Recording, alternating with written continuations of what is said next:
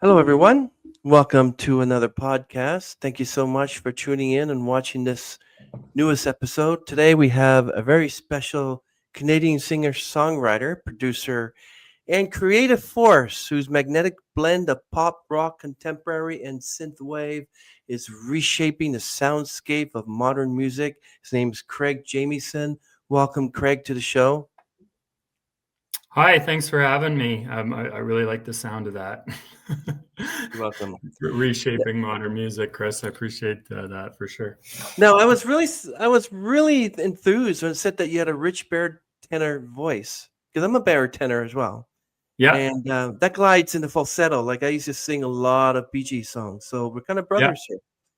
So, cool, but cool. your baritone voice glides into falsetto and hooks that linger long after the last note. And want to tell everyone that Craig's music pulses with emotional clarity and nostalgic charm. His latest release, everyone, is Favorite Time of the Year, which is a Christmas song. It's a four-song Christmas EP, extended play, crafted with the Lucky Widmore Band. Now, are you Craig Jamieson and the Lucky Widmore Band, or do you just go by Craig Jamieson? When I play live, it's Craig Jamieson and the Lucky Widmore Band. So I used to release music under the name Lucky Widmore, and it has a history. So my label said we should probably use it in some capacity just because it has that history behind it. So I release music under Craig Jamieson, but when I play live, it's Craig Jamieson, the Lucky Widmore Band.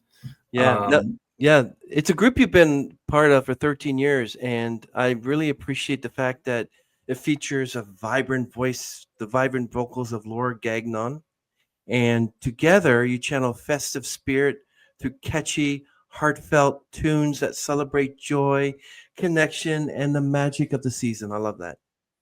yeah. Laura Gagnon's she's a feature on Give It Up for the Owls. We've collabed on a few different songs together. This is the only one that we actually released though. And yeah, she's amazing. She's another local artist here in London. She's also on big records as well. We've been friends for a long time. She used to actually come and see my band Lucky Widmore, and that's how we got to know each other. Actually, that's not true because she's features on another song I wrote a long time ago called Hope. When I was with Lucky Widmore, or releasing, I am Lucky Widmore, right? So, but releasing songs under Lucky Widmore, and yeah, we've been friends for a long time. We've worked on a few different music projects together. She's got an amazing voice, and yeah, it was great to have her on this track. Yeah, I know that beyond the studio, you're a multi-dimensional artist and you're fashion-forward performer, actor as well, entrepreneur, and you like to treat music not just as a passion but as a calling. So I want to talk about your creative process, which is deeply personal, rooted in storytelling and emotional resonance, and your commitment to authenticity, which earned you a growing fan base. Now, everyone, whether Craig is drawing inspiration from 80s new wave icons or collaborating with contemporary talents, Craig remains the driving engine behind the sound, writing, and producing with precision and heart. Um, Thank you so much for being here once again. And I'd like to ask you, where did it all start for you? Like that moment when your life turned toward music? I mean, I grew up in a musical household, so my dad and I are a lot alike. And he immigrated from England, and he grew up on bands like the Beatles Mm. and the Monkees and Van Morrison and all these like classic rock giants, right? And he played in bands ever since he was 16 years old. And so then he immigrated to Canada, and then I remember. He had a band called Midlife Crisis, which was Mm. they were a 60s rock and roll band. And their music was emanating through our house like every weekend when they rehearsed. And it was always Wow. exciting for me to hear the drums and the keyboards and the singing and all that type of stuff. And he did a lot of union gigs, and he used to take me and my brother. My sister was a little young back then, but anyway, to these union gigs, and we would see them play, and we would enjoy ourselves. And it was this whole kind of yeah, this family sort of situation where we got to see our dad and obviously emulated him as kind of a rock star or whatever, right? And we always look up to our parents. And so, yeah, I think that's where I really started to get an interest in music was through my father. And then when I was like 4 years old, he put a guitar in my hand. Mm. And what was funny though was he tried to teach me, and not a good teacher. He actually made me frustrated about music. He wouldn't like.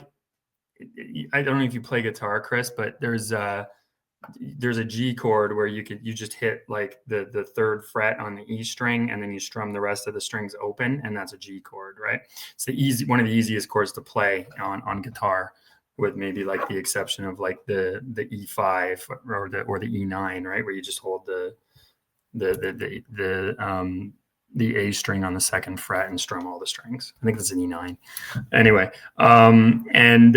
he wouldn't teach me anything else and I was like 4, so like I had no finger strength. And he wouldn't move on to anything else until I could play that chord perfectly. And so it became this kind of annoying, frustrating thing. And then so I kind of was like, I don't like this. Fast forward to when I was about 12, 13 years old, Nirvana hit the music scene. And I remember seeing the video Smells Like Teen Spirit, and this crazy dude with his blonde hair all on his face and his striped sweater and all this type of stuff. And I was like, I want to be him. Like, I want to be this guy. Right. So then I picked up the guitar again, and then I started, I learned, like, back then it was funny. We had like, we didn't have like Ultimate Guitar apps, right? It was, we used to have to buy magazines where they would feature different songs. I remember one of the first songs I ever learned was Runaway Train by Soul Asylum. And then another one was like Plush by Stone Temple Pilots. But I soon decided that I didn't like playing other people's stuff, that I wanted to play my own stuff, to be like Kurt Cobain, a singer-songwriter, and have a rock band and stuff like that, right? So then I started learning the craft of songwriting. And I wrote my first song when I was like 11, 12 years old, and it was called Death at Dawn. And it was about a guy on death row. And my dad always thinks like that was like the most like prolific thing for an 11-year-old mind to come up with. Anyway, so he kind of covets that song as my first song or whatever. And then from there, it was just like, yeah, I just became a songwriter. And I really found an outlet in music. I was bullied in school and stuff like that. And so music gave me sort of that cathartic outlet I was able to kind of diary out my thoughts and my emotions through my lyrics, and yelling and screaming was kind of that cathartic sort of outlet to just get my angst out. Right. And so, my dad would even say that like music saved my life. He's like, if I didn't have music, who knows where I would be. Wow. Because it was like a positive outlet for me dealing with a lot of shit in my life. Right. So, and then it just like, from there, it becomes, it's in your bloodstream, right? Like I always often use that like music is a disease, right? It's like, I don't have an addictive personality. I've never been addicted to anything except music. That's the one thing that I just cannot, get out of my life. And it's been great, but it's also had its trials and tribulations as well, right? And so, sometimes you think like, and I have before, like I'm throwing in the towel in music. I took a hiatus to like get married and raise a family, 2 beautiful girls and stuff like that. But I never stopped writing. I never stopped playing. I stopped touring because I had to take care of my family, but it was always there for me. And then I'm now separated about a year now, and it's like I'm just like after it, like white on rice kind of thing. Like it's all I want now. It's and so I'm really pushing with my career and stuff like that. But and then I think some other things like I started learning guitar. I had a great teacher, Scott Zirk. He's actually kind of an icon in this area. And then like I wanted to take an easy course in high school, so I took guitar in high school, and it was classical guitar, but our teacher, Mr. PJ, was super cool. So at the end of class, there would be 10, 15 minutes left. He would let us just like jam with whatever. And so we'd be playing like Blind Melon songs, like No Rain and stuff like that at the end of class and stuff like that. And it just became a big part of, like, through high school, I was always in bands. That was my persona. I was the band guy. I was the music guy. Right. And yeah, I guess that's kind of my story. From a musical household to kind of, making it my own and using it as an outlet to deal with the world around me, and really embracing the art of songwriting, and just never looking back from there.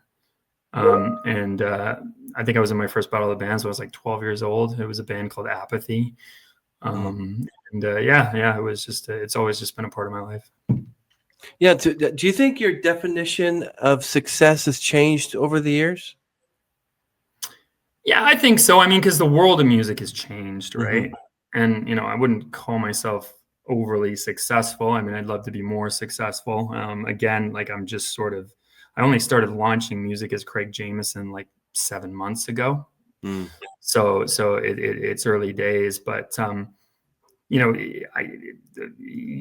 I think social media, right? I mean, it's all about followers and engagement and people sharing your stuff and stuff like that. So that's all changed.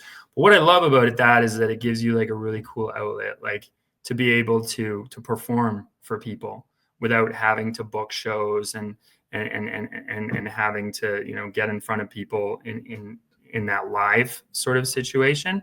You can go on and you can record a video of a song and you can share it with millions of people, and you can get feedback and you can get engagement. And I think that's super cool because I'm an entertainer, and I love to entertain. So that gives me just a great outlet to be able to kind of do my thing and connect with people. And so, when I think of success, I think, obviously, if you want to be successful in today's music world, you need to be successful on social media. You need to empower that. You need to utilize that, right? That's super important. I also would say that, like, I think it's more about the every little win, right? Like, it kind of measures your success. When you release a song and it gets on the radio, that's a win. And I think I love living the life. It's like I say, like, I'm living my dream, and I'm not playing sold out shows to 50,000 people or whatever, maybe one day, but just being able to live the dream, just being able to play shows, entertain people, write and record music, release music and stuff like that. It makes me super happy. So I think you take a lot of stock of that in your life, right? When you're older, because I'm in my 40s, and I think you take a lot of stock in that. Like, when you're younger, it's all about, we want to get the girls and we want to play the shows and all that type of stuff. But I think when you're older, and you have the ability, you can wake up every day and you can live your dream and you can do what you want to be doing. That's a success in itself. The fact that you can sort of, live that life and enjoy what you do.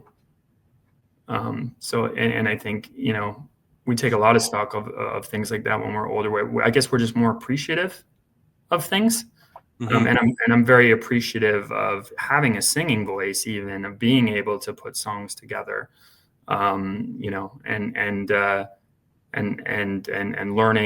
learning and developing as a musician. One big game changer for me was during COVID, I learned how to produce my own music.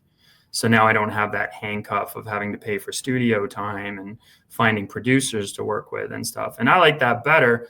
One of my musical idols is Charlie Puth. Anyway, That's but okay. well, I mean, music is subjective, right?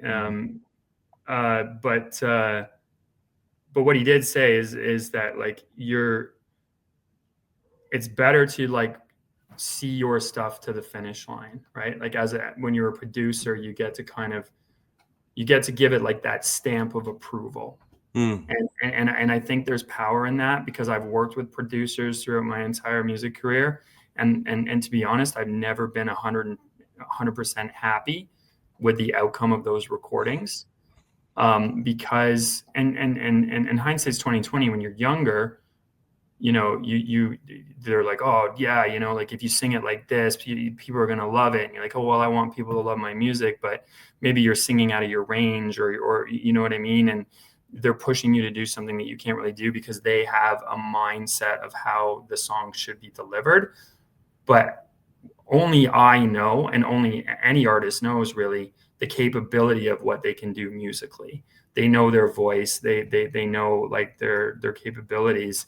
And so if you play to your strengths and you play within that realm, then you get a lot more, I think, quality and also more authentic music releasing, because it wasn't contrived in any way where you were trying to live up to what a producer thought your song should be or what you should sound like.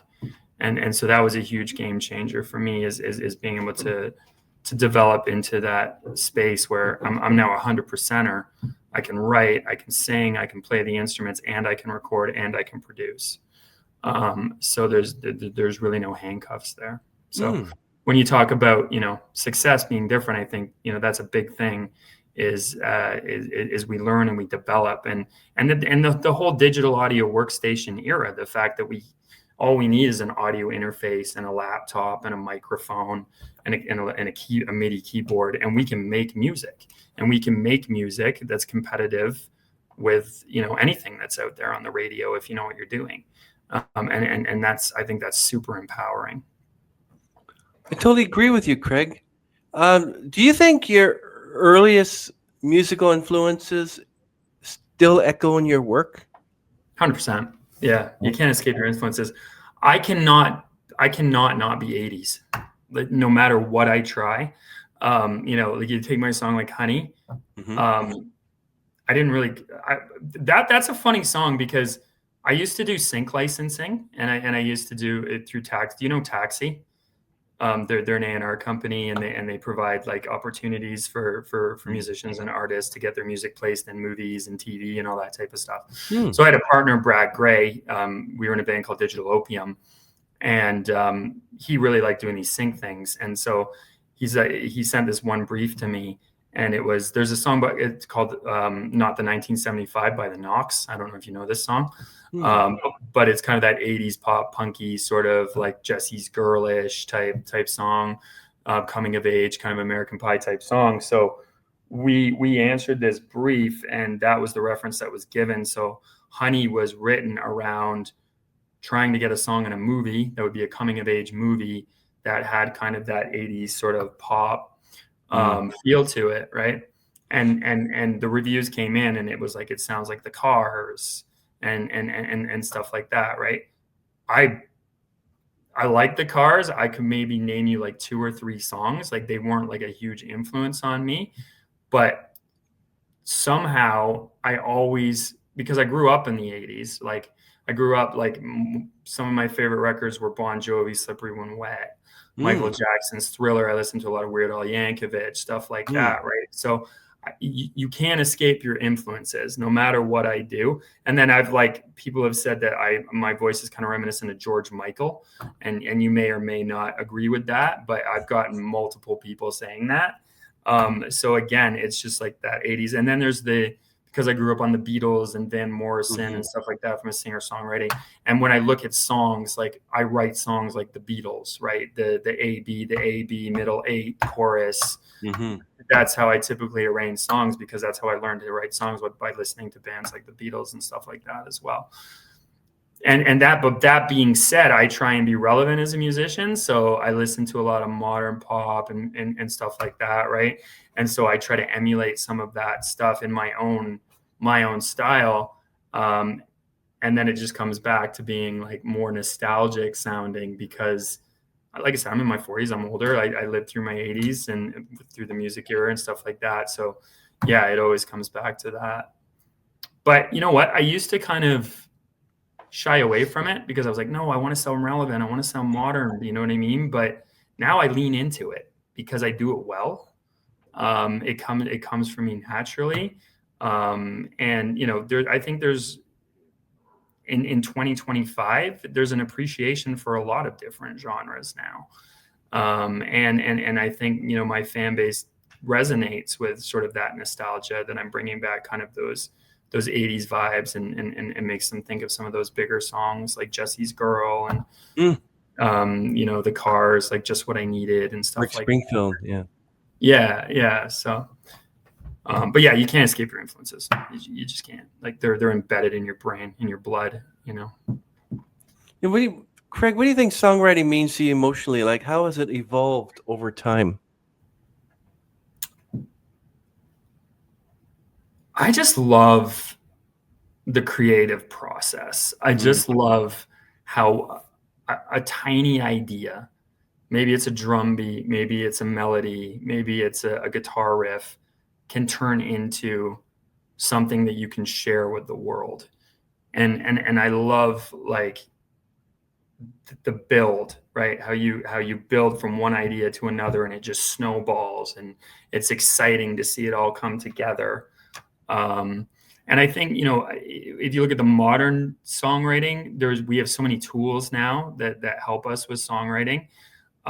Things like, again, we have our DAWs, right? So we can easily record an idea, and then we can start building on that within the studio, right? So we can make that happen. It's funny, I'm releasing a song called Anybody Else soon, and I wrote this song 20 years ago, maybe. Oh, wow. It has a very 90s kind of grungy feel to it. And the demo I made on a 4-track recorder. So I had to record the guitar, the rhythm, and then I had to set up the other track and then I had to do the leads, and then another track for the vocals and stuff like that, right? So, but now it's so easy with digital audio workstations and stuff like that. You can record your idea, and then you can start building and building. And then there's artificial intelligence, which is somewhat of a game changer. And I mean, some people would argue that it's cheating or whatever it might be. But artificial intelligence is very interesting. What companies like Unison is doing, and Output, and what's the other one? Isotope, and they make things. What's so cool about those companies is that they help with the creative process. So if you have a block, you can hit a button and it will generate a chord progression or something like that. Or if you mastering, right? Like now you can master a song with one button. It listens to your song and it optimizes it to be the best it can sound. And mastering used to be this whole process. I remember when I was in this band called Ill at Ease, and we spent like $20,000 on a record. And we went to a studio. We did like borrow the money off my dad, and we had to, and we went to a studio. Interesting story. While we were at the studio, Matt Bellamy from the Muse showed up to the studio, so we got to meet Matt Bellamy and check out his cool guitar with like the computer on it and stuff like that, right? But I remember mastering it. We had to go to I think it was Joe Carvello, if that name rings a bell, big mastering guy in Canada. But we paid that guy to master it. But we were in a room, like a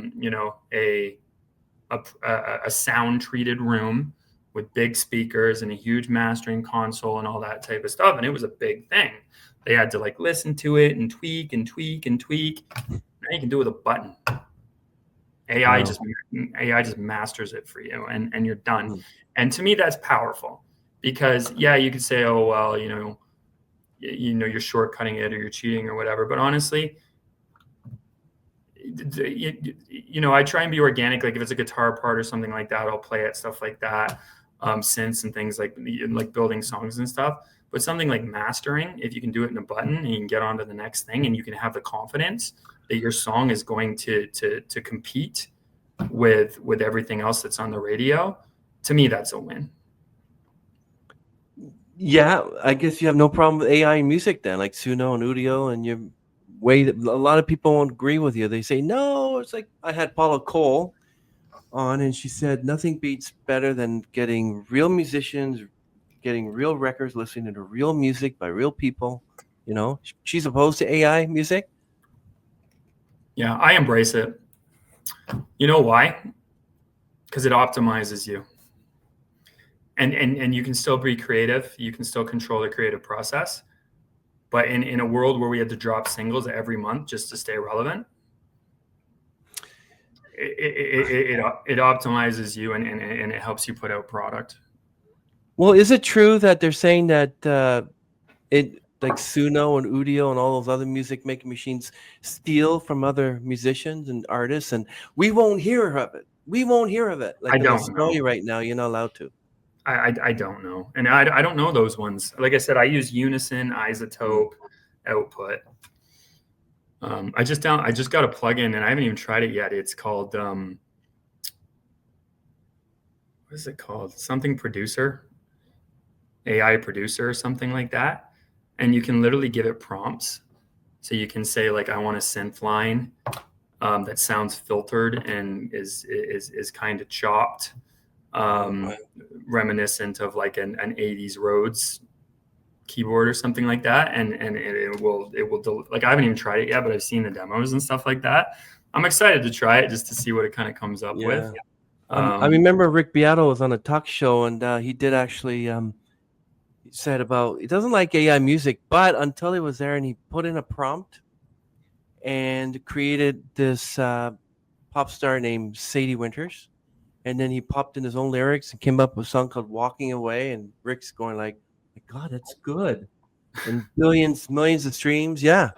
Yeah. Um, It's called but co-producer. It's called output co-producer. Yeah, that's what it's called. yeah, I mean, like not everyone's for it, but still, um, how do you know when a song is truly finished? When you're vibing to it, I think that's when you're like, wow, like this sounds awesome. And you print that master. For me, that when you've got it in your headphones or on the studio speakers and you're bobbing your head and you're feeling it. I mean, it depends. Like I guess like that's production, I guess. But you know, songs are like they're stripped down shells, right? Like a good song, in my opinion, you can strip away the production. It can just be a piano and a voice, and it still hits as well as it would do as it's produced Hmm. because it's a well-written song. Or it could just be a voice and a guitar. So I typically, when I write, and there's a lot of producers that will, like I said, they'll go into the DAW and they'll put down a guitar vibe or drum beat or something like that. And they usually do like melody and lyrics last because they want to get a vibe to the song, right? Hmm. Typically. And a lot of like I look at Ryan Tedder from One Republic, who's another production idol of mine. And I took a course with him through Monday.com, where he went through his entire songwriting process. And so what he did was he had a guitar idea, and he laid the guitar down, and then he did a beat and some bass to get a vibe, and then he started like freestyling into a microphone. So, Wow. right, so he would like sing, like just start singing like gibberish, until a melody came in, and then he would record the melody in gibberish, and then after that, then he would go and piece the lyrics in. And this guy's a What? multi-platinum producer. He's got so many hit songs. Like he did "Bleeding Love" by Leona Lewis was one of his. Really? Wow. He's one of like his huge song. I don't do it that way. I start with lyrics and melody. I used to drive a lot for work, and so I would sing in the car. And then I'd find myself pulling over and on my notepad on my phone and writing stuff down, because to me the melody is everything. And if you put down the music first, then you're kind of handcuffing your creativity, because you're now in a key. You're now having to adhere to a certain rhythm, right? Where if you just freestyle a melody, then you build around that, and then the lyrics are huge, and the way that the lyrics interplay with the melody, right? Because that's what people listen to. They listen to the lyrics, they listen to them, like they listen to the melody, then they hone in on the lyrics and the way the lyrics interplay with the melody, and then the beat. Obviously, they bob in their head to the beat and stuff like that. And then they start to hone in on other things like electric guitars and stuff that's cool or whatever, right?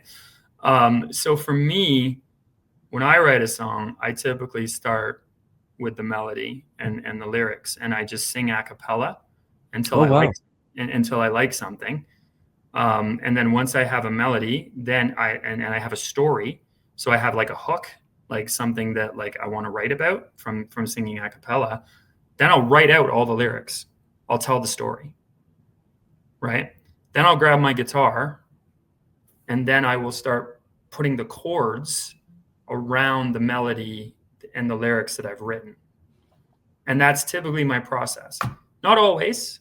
Sometimes I'll be jamming on the guitar and I find a cool riff that I like, and then I'll put that riff down, and then I'll do the Ryan Tedder thing where I try and put songs and melodies and stuff together. But yeah, funny story. I don't know if you saw my TikTok. Have you been on my TikTok? I think I missed that today. I usually check on TikTok during the week, but I had an interview before you, so I didn't get a chance to. And I was at work before that too. So there's a performance video on my TikTok, and so I had this. I don't know if you listened to my song Alice, but I released this song Alice over Halloween, and I had a lot of fun with this thing. It was like I created a horror anthology around this character Alice, and the story was that she's a crazy ex-girlfriend and she's coming to kill me. It's just a matter of time, right? And so I did this whole thing where I shot videos of her like in the kill room preparing to come and kill me, because I love 80s horror, and if you see this character, she's very like Jason Voorhees-y, Mike Myers-y type stuff. Like I grew up on that stuff, like babysitting babies, right? Me too. And so yeah, so I shot this video about like her preparing for the kill, and then like I shot, and this is why I decided I want to be an actor, because I did like this sort of Blair Witch video where I'm in the corner and I'm like got splashed water all over my face and I'm looking all messed up and I'm like screaming at the top of my lungs that I'm terrified and that she's coming for me. And what was so funny about that was people were reaching out to me on TikTok, don't even know me, asking me if I was okay. Right? Because it was such a compelling performance. And I was like, oh, maybe I can act, right? So now I got an agent. And then, but anyway, that's neither here nor there. And so this whole anthology was leading up to me getting murdered on Halloween night, right? So Alice comes for me Halloween night. We shot a video. It's like a 30-second video. It's basically a promo clip of the song. But yeah, I get murdered in cold blood. and we posted this on the internet, right? And it was bloody. Like we made blood bombs, and then I also did a live performance where I was like blood in my mouth, and there was like a rose from the dead, and I was spitting blood. Anyway, so a lady complained about this to TikTok, and so as like kind of a bite back, I wrote a song, and it's called "You Suck, Karen," and And I remember I woke up, I was at a girl's house, and I woke up in her bed, and I looked at my phone, and I realized that my video had been taken down, and that this lady complained about it, right? Oh. So I instantly opened up my notepad on my phone, and I literally started like typing out my feelings around this. And then I had like lyrics. Okay. I didn't have a melody, I had lyrics. And then I went home and I grabbed my guitar, and I knew I wanted it to be kind of like a rocky kind of like tune. And I started just like chugging on the E chord, like the E5, like, And then I just started singing these lyrics into a melody. And then obviously I was in the key of E. So then I found myself to the B chord and the D and the G. And then like I wrote the song in like 2 minutes and then I posted it online. Wow. So that's kind of like what's interesting about anyway, my creative process and the way I do things is, and I find that when I have an idea, like some people will, I find that some songwriters, they'll take forever to finish a song, right? Like they'll maybe get stuck on the chorus, they'll write the verse and they'll be stuck on the chorus. The way I am, I can't leave anything unfinished. I can't. Once I start something, I have to finish it. So I write songs within, I can write songs within like hours. Honey, it was another one that like That's came quite together. a talent. Yeah, it came together Honey came together super quickly. Again, I think that was one of those where I wrote the lyrics and again just started playing the chords and started singing, and then it came together. Right, I knew it had to have that kind of punky, poppy vibe. But yeah, anyway. So, how do you translate personal pain into something universal through music? I mean, I think you just tell it how it is, and you sort of, you put your heart on your sleeve. I don't tend to write personal pain type songs. I've written a few. I actually have a song that I'm going to be releasing called 90 Seconds to Doomsday. And the whole idea behind this song is, the doomsday clock. Yeah. It's at 1 minute to 12 or something right now or something. Yeah. So my ex-wife was like, crazy thing on the internet, we're 90 seconds to doomsday. And I never heard of this before. I was like, what is that? And she's like, oh, there's like these scientists or whatever, and they're sort of looking at the end of the world in time. And they're saying that we're 90 seconds to doomsday and we're the closest that we've ever been to the end of the world. And I was like, that's a song. Like I gotta write that, right? And so I started writing, and so it's this whole anthem about like the state of the world. And I think the world needs this song, and I'm releasing it soon. But that's about probably as close as I get, because and I've got, and I'm also releasing.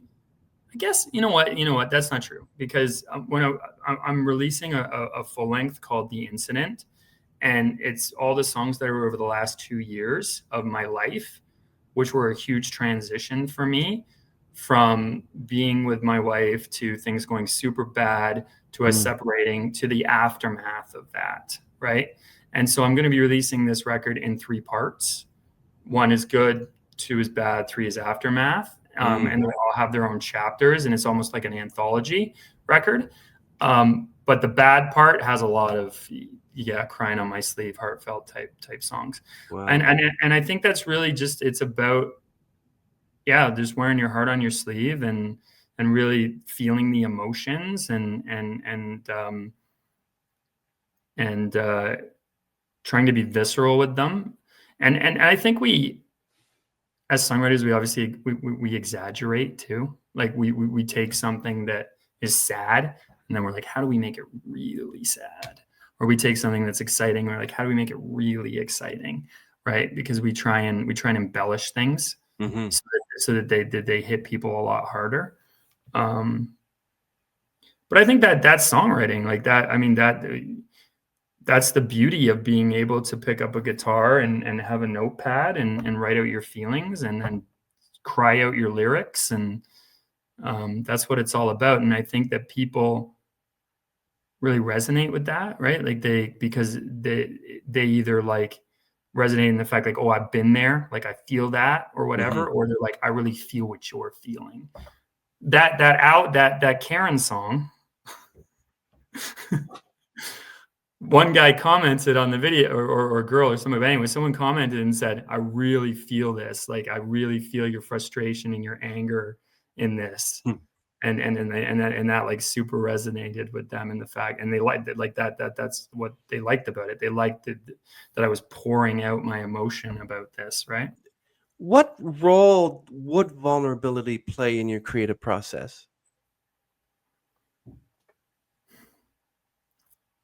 And again, I'm retracting that because I do write songs that are like that. I'm actually super lucky. I've never experienced a death that's been close to me. Knock on wood. I've been to funerals, but they've always been grandparents that I didn't know that well, or significant others of other people in my life that, again, I didn't know that well. So I know it's coming, like I'm gonna have to bury my dad one day and stuff like that. So I've never been down that road. Where I get sad is more around obviously breakups and relationships and depression. I've always suffered from depression and anxiety, and I'm a big advocate for depression and anxiety. Being able to help people with that, because when I had to really struggle through that, and I don't want people to have to struggle through that. I don't want them to feel like they're alone. I started a charity called Dance and Laugh Away Depression. And so what we do is we put on events. I got a partner who's a comedian now, and so we put on musical and comedic events that give people an outlet to just come and dance their blues away and laugh, and support and have a supportive community around depression and anxiety. And the money we raise from selling the tickets goes to a local not-for-profit here called Mind Your Mind. And they help, they provide resources for our youth to manage mental health, anxiety, depression, and stuff like that. So, my song Come Around, that's a deeply emotional song for me because it's literally about my experience with panic and anxiety, and the chorus is like my mantra on how to manage that and how to cope, I guess, with it. So I don't know, I'm kind of going off track, but your question was pain in the music, right? Like when you look at that. Vulnerability, Yeah, vulnerability. I think that's everything. I mean, and again, if I take it back to that Karen video or whatever, the fact that they were like, I really felt what you're going through there, your pain. I think people really resonate with artists that, yeah, they wear their heart on their sleeve. They put their pain on paper. They're authentic with their words and their emotions. So I think vulnerability is everything. I don't think that and again, I think authenticity is everything, because people can spot when you're contrived. People can spot when you're fake, right? And I also think that if you try and be anything other than who you are, then people spot that also. You're seen as unauthentic, right? Like if I try and Charlie Puth, right? If I try and be Charlie Puth, I'm not Charlie Puth. So if I try and be Charlie Puth, or if I try and be Daniel Reynolds, if I try to be any of these people are going to spot me as fake, as inauthentic, as trying to be somebody that I'm not. But if I'm Craig Jamieson, right? If I go into my songs and my art as Craig Jamieson, then that's everything. Because that's how people resonate with artists. Because it's not even just the music. I think they start to resonate with who you are as an artist and who you are as a person, and resonate with how you feel through things, and the things that you bring to the table, and the things that you talk about, and the emotions that you experience, and all that type of stuff. So vulnerability is everything, because you need to vulnerability is authenticity. So and I think people resonate to authentic artists. I think you're right. Yeah, I know what you're saying there, Craig. Is there can you describe a moment when music helped you through a personal challenge? Is that something you can share with us? Yeah, I mean, like I said, I'm reminded. So I used to have this picture of Kurt Cobain, Oh, wow. and it was I carried it from everywhere I went, every apartment I moved into, every house I moved into. Kurt would go with me, and he was a symbol I remember I was having a super bad day. My mom pulled me out of school. I was being bullied, and she took me to the mall, and we ended up in this art store, and we found this picture of Kurt Cobain, and she bought it for me, and it made me feel better, and it made me almost. It was symbolic of the fact that like music was my saving grace through it all. When I was sad, I'd write a song. When I was angry, I'd write a song. And I don't think it was one thing in particular. Wow. When my dad said music saved my life, like it literally saved my life because I was going down a bad road. I was dealing with a lot of negativity, a lot of anxiety, a lot of bullying, a lot of pressure, and things like that. And the only place that I found solace was in my music, was my guitar and my notepad, Hmm. and vulnerability, right? Like just like feeling it, like writing out like my angst and my emotions. And then when you finish that song and you belted it out, it made things better in a weird way, because you turned all that negativity and all those like horrible feelings into something positive, into art, into something that you can either share with the world or at least sing it back to yourself or make a recording of it, and it made you feel better. So it's not just one time. Like music has always been there for me throughout my life and my struggles. And even like we talk about this incident record that I'm doing, um, all those songs, especially in the part two, the bad, Hmm. all those songs helped me through my separation. You know, they helped me learn how to manage. You know, I'm a big advocate of therapy. Mhm. And one thing my therapist always says is that you need to sit in your emotions and your feelings, Wow. right? And that's one thing that music can help you do is sit in those emotions and write them out and feel them, and then feel them through the minor chords and the emotion of the singing and everything, right? And it's super cathartic because it's almost like a therapy in its own right. Those songs on this part two of this album, the bad part was all about what, you know, me going through this separation and how I was feeling, and me losing this person in my life that was Mm. there for 13 years, who was the mother of my children, you know, all this type of stuff. So it helped me make sense of that, I think, a lot.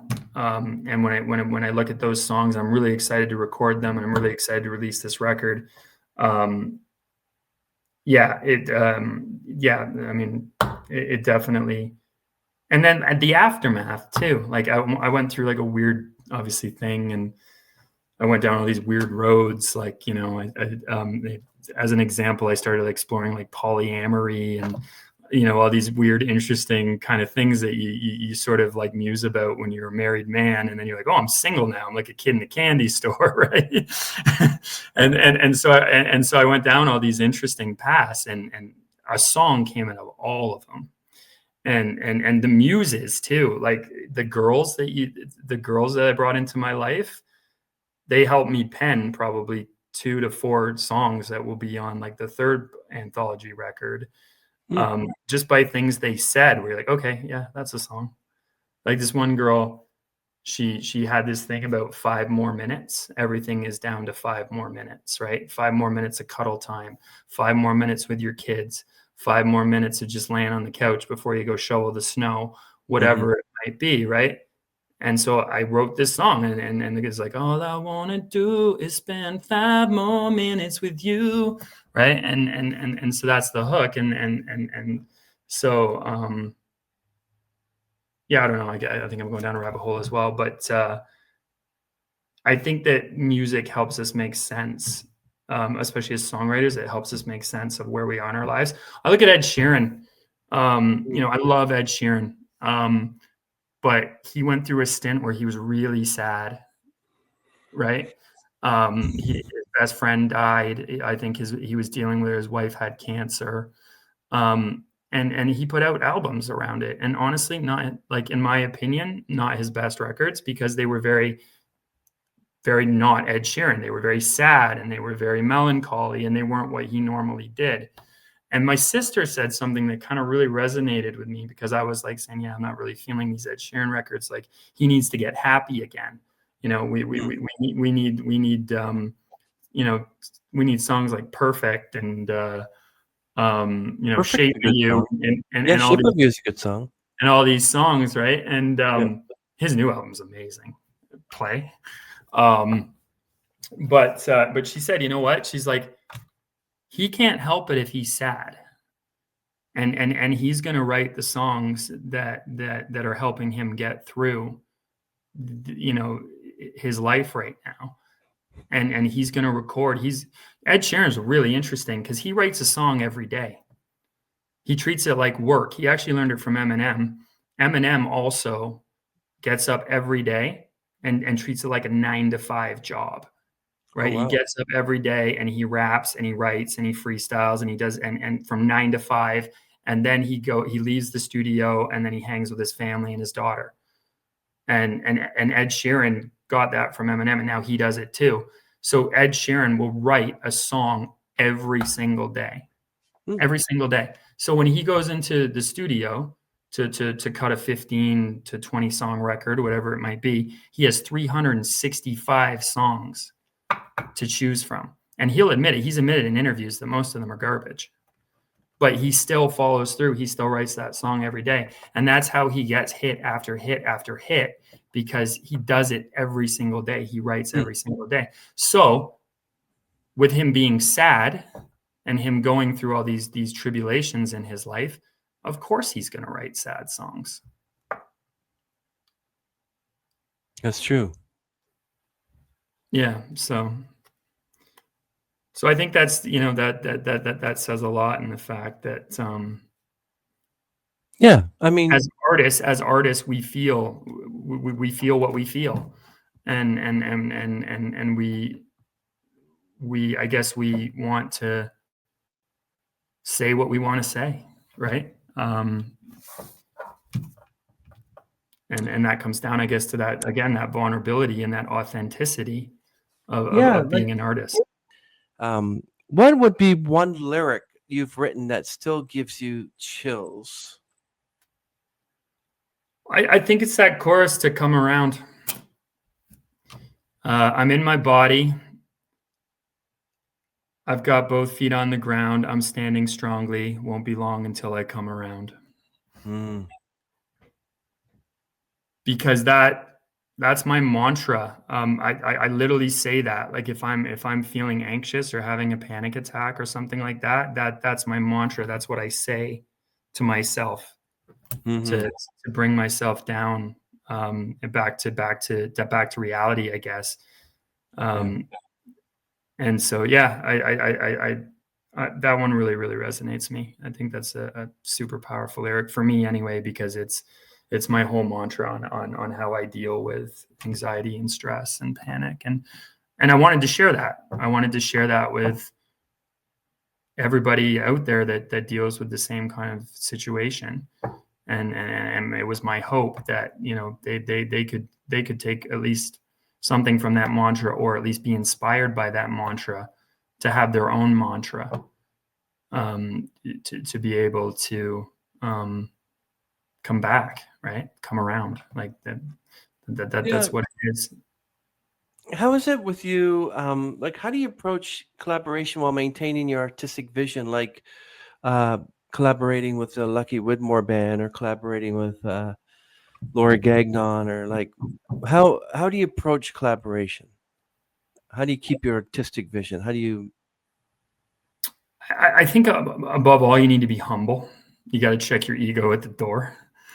That whenever I go into any kind of collaboration, right? Because I'm not the be all and end all, right? I'm not Paul McCartney. I'm not Ed Sheeran, whatever it might be. Maybe I am. I don't know. But you at least have to, like, be humble and check your ego at the door, and be open to other people's ideas. And you'll surprise you can be pleasantly surprised, because the beauty about collaboration is that this is a different human being with different creative thoughts and patterns and influences that could bring something to the table that you would never have even conceptualized in 1,000 years. And then you're, wow, that's so cool. You know? So I embrace it. I embrace it for sure.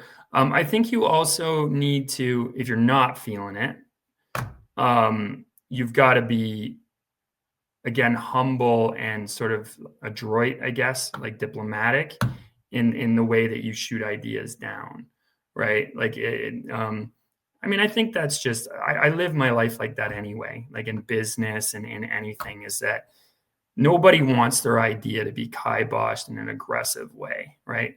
Yeah. I'm reminded of the book, Dale Carnegie's How to Make Friends and Influence People. Yes.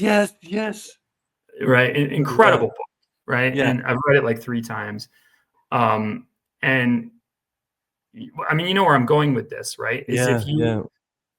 if you make somebody feel shitty Mm. about their idea or about what they said or about how they look or anything like that, it's not going to do you any favors, because they're just going to resent you and they're going to have animosity towards you. Right? So I think it's all about having a safe space and just being able to be able to speak candidly but gently. You know what I mean? And also be open to criticism yourself, right? A good example of that is I just started collaborating with a guy's name's Bluey. And we're working on this song called Money on You, and I sent him the demo and I said, "What do you think?" And he said, I think we need to change the key because your voice isn't in the right pocket. And I was like, okay, yeah, you know what? I'm going to listen to it. I'm going to consider that. He was right.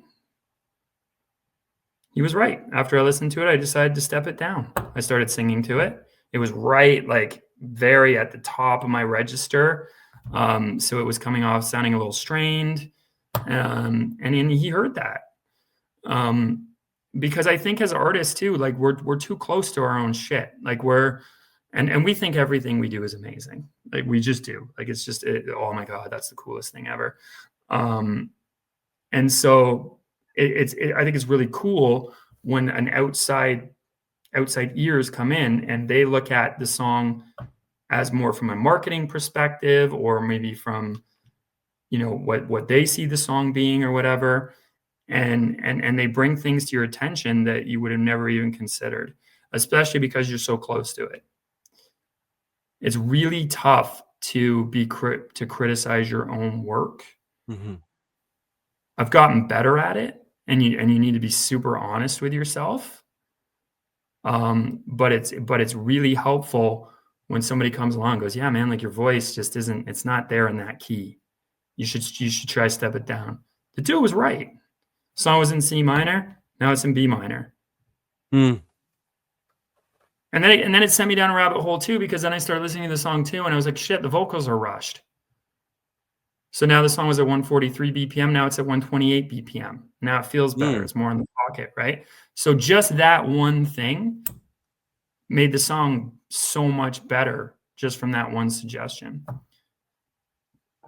So my advice to anybody who's collaborating is honestly just, you know, check your ego at the door, be open to other people's ideas, and just be kind. Yeah, like what Laura Gagnon had to do on "Give It Up for the Elves." Great song. So, what do you think about working with her? Did she? Well, she takes. I'm joking. Laura's great because Laura just kind of gets behind my vision. She's a workhorse. I'm not saying that she doesn't bring like ideas to the table and stuff, like, and a lot of the times I let her do her thing because she's just a talent and she can do things vocally that only she can do. But you know, but she's also very open to the vision and not criticism, because I don't think it's criticism. It's like just trying things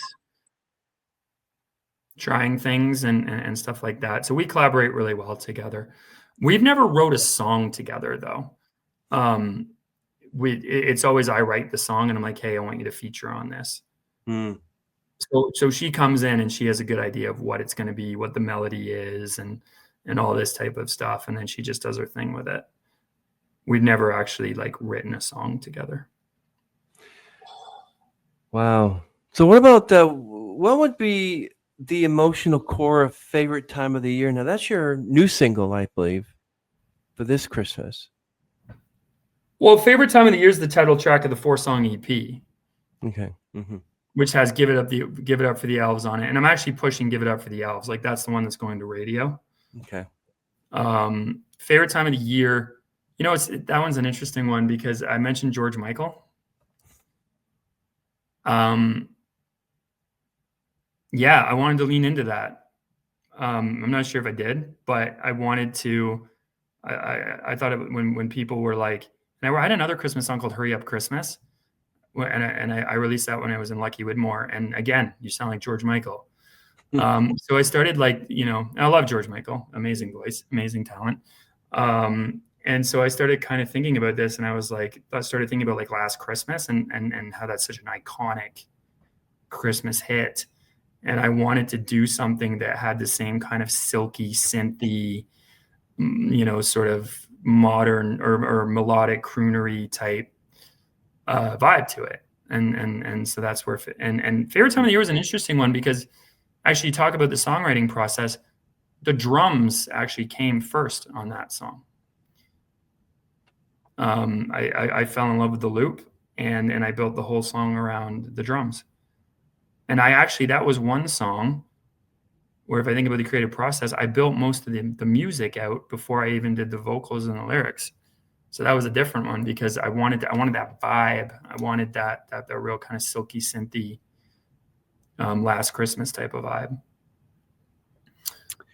And then lyrically, I wrote it around Christmas. I write a song every year around Christmas, but then Christmas is a challenging one as a musician because if you want to promote songs to radio for Christmas or you want to get songs out for sync licensing for Christmas, I mean, Netflix is looking for Christmas songs in July, right? And then the Christmas stations are looking for Christmas music in October. So you actually have to write songs in August, sometimes in the summer, right? So like "Hurry Up Christmas" is on that record. I wrote that song in the summer. So it's kind of interesting. Like, how do you get inspired by Christmas when it's summer? Yeah, I know. Right. But favorite time of the year, I wrote during Christmas time. So I think lyrically, the way that it's like, you know, paints the picture of Christmas time, because I was in the malls, I was doing the shopping, I was out in the streets in the snow and all this type of stuff. And so I think, you know, that one really paints a great vision of Christmas time lyrically. And it was because I wrote it around Christmas.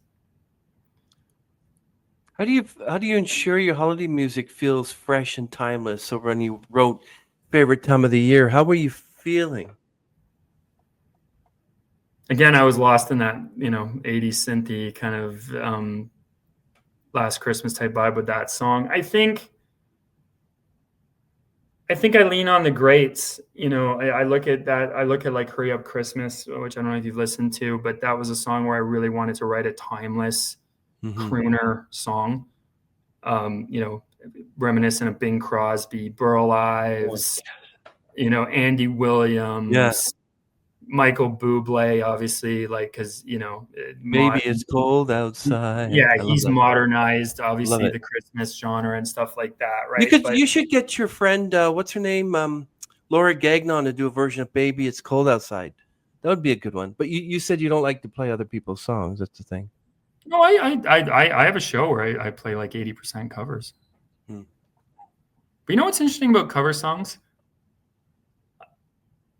You didn't write them, you didn't sing them, so people will always judge you on the original. Yeah, that's true. And That's true. in most cases, you know, like I look at like my mind goes to the Disturbed's cover of Sounds of Silence.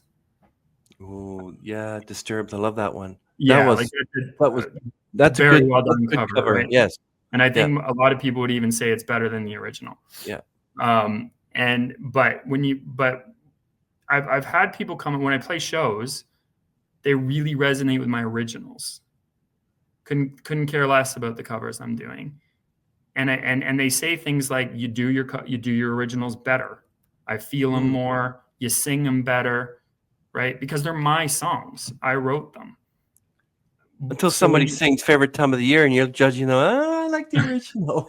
man, I would fucking love that. Honestly. Yeah, like I have this like dream of Michael Bublé doing Hurry Up Christmas. He would absolutely kill it. But yeah, but that's the thing, because when you do cover songs, the original artist had the voice timbre, they had the range for it, like it was their song, right? So when you cover it, you people will judge you, and then but also you may not sing it as well as your original songs because you didn't write the song. And so you can do your own thing with it, put in your own voice and stuff like that, but when push comes to shove, you need to be able to deliver that song as well as the original artist did. And sometimes that's not easy, especially depending on the covers you pick. And then you go down this rabbit hole. Like I had Benson Boone's Beautiful Things on my set 3. And I can sing that song on a good day. But if it's in the third set and it's at the end of the day, at the end of the night, and there's no fucking way. And so like I didn't really want to stress about it. So I changed it out for another song. So you got to be mindful of that kind of stuff, because you go down the road, oh man, how cool would it be for me to do Benson Boone's Beautiful Things, right? That's such a vocal powerhouse song. If I could do that, people would think I was so cool. I'd be such a rock star, right? But then you're like, no, I won't be able to do it justice. Thank you so much, Craig, for being on the show. Everyone, everything Thank will be you. linked below. You're welcome. Everything with the link down below, and people can follow you and share and like this episode and listen to your music. I want to ask, this is a Christmas question. Sure.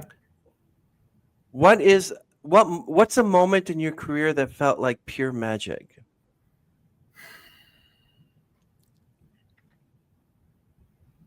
Honestly, I think it was when Hurry Up Christmas was played on mainstream radio last year. I released it as Charlie Knight. That was like a pseudonym I had when I released that song. I re-released it as Craig Jamieson. And it was played in between Taylor Swift and Rihanna. Really? On iHeartRadio. And I have the picture on my phone of how the radio shows what they're playing on the playlist or whatever. What's my cat doing over there? Anna, yeah, so that was like so cool. Just to know that my song was played between such like iconic superstars, right? You released it under what name? Charlie Knight. You won't find it anymore because I took it down and I re-released it. I like that. I have a couple of pseudonyms myself. One for writing and but that's Charlie Knight. Wow. Yeah, when I was recording the song in the studio, I was like, I need like a cool crooner name. And I like the name Charlie just because it's like got that classic. Charlie Knight, yeah, I like that. And then it just like came off the tongue like Charlie Knight. There's a lot of people actually like some people are like, why are you not releasing songs under Charlie Knight? That's like such a cool name. But my record label wanted me to kind of lean into the authenticity of who I am as a person and the human side of it. So they're like, you should release your music under your real name, and people know you, right? Like it'll give you a leg up in the sense that like your friends, your everybody knows you as Craig Jamieson. So I know that a lot of authors go by their like for instance, Did you know that writer George Eliot was a woman? So No, she wrote under a guy's name. And you're gonna love this. So have you ever read a Richard Bachman book? no, I don't think I have. That's Stephen King. Oh So yeah, because Stephen King is a pseudonym. Yeah. that's right. So he wrote under two names. So people do that, and I have a pseudonym as well. But thank you so much, Craig, for Yeah, my thing with that was always like maybe I guess I was kind of worried about like aligning my life like Craig Jamieson, like that's who I am with my music. You know, for whatever trolls or whatever else, right? Like but you know, I got convinced to do it, and actually I love it. I because it's me. I'm Well, Craig wait a minute. Jamieson, right? People are going to remember your song by Charlie Knight. They're going to say, "Well, there's this guy who does an awful cover called Craig Jamieson," and you tell it's me. You're doing your own recording. It's the same recording. doing your own cover. Yeah, that's funny. Well, thank you so much, Craig. I really appreciate it. It's nice to meet you, and thank you so much for being on the show. Yeah, you wait, too, Chris. wait right there. Okay, everyone, we're going to end the stream. Thank you so much for joining us, and hope that you will follow, like, and share this episode, and everything will be linked down below. We're going to end this. Thank you, Craig. Wait right there. Happy holidays, everybody. Merry Christmas, everyone.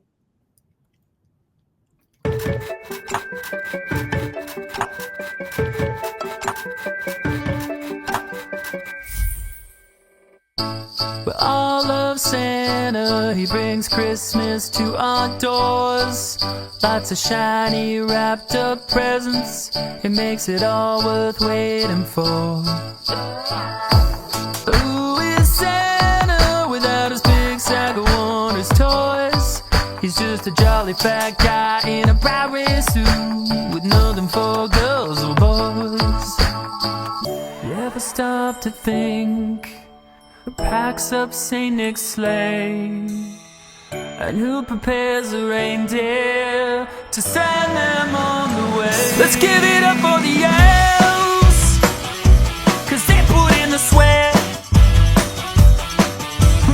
Working real hard, punching all cards just to make our Christmas the best. Let's give it up for the elves. Yeah, they're knocking on wood. They're doing their best to bring happiness. You know that makes Santa look good. We make Santa look good.